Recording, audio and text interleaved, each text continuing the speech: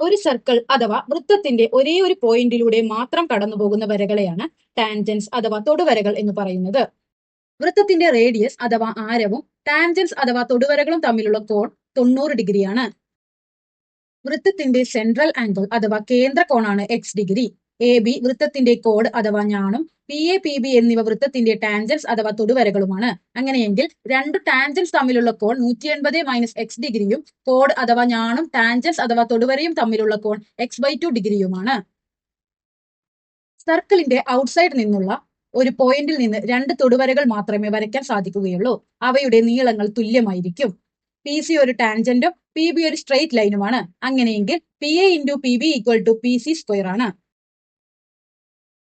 Triangle A B സിയുടെ incircle അഥവാ അന്തർവൃത്തത്തിന്റെ റേഡിയസ് എന്നത് r ഈക്വൽ ടു a/p/2 ആണ്.